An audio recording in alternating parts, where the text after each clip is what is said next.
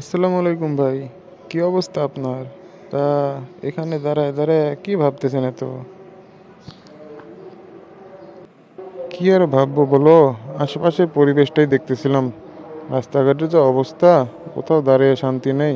বাসঘাটের যে অবস্থা, রাস্তাঘাট কিভাবে যে মানুষ চলাফেরা করে এটাই ভাবতেছি।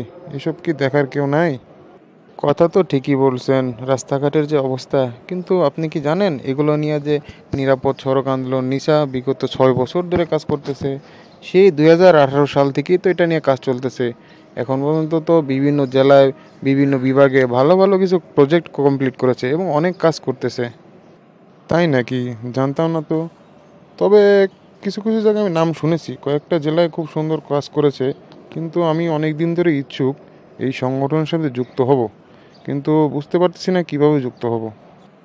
নিরাপদ সড়ক আন্দোলন নিসার তো সদস্য সংগ্রহ চলতেছে। আর আপনি কি জানেন যে নিরাপদ সড়ক আন্দোলন বিভিন্ন জেলায় খুবই ভালো কাজ করতেছে।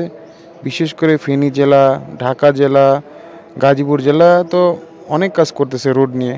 আপনি একটু যদি নিরাপদ সড়ক আন্দোলনের পেজগুলো ফলো করেন তাহলে অনেক ডিটেলস পাবেন।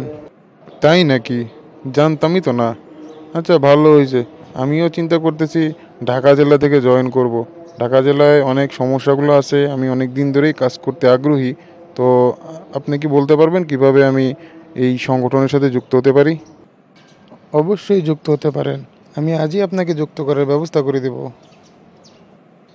আর দর্শক, আপনারাও যারা যুক্ত হতে চান এই ভিডিওর কমেন্ট বক্সে কমেন্ট করবেন। ধন্যবাদ।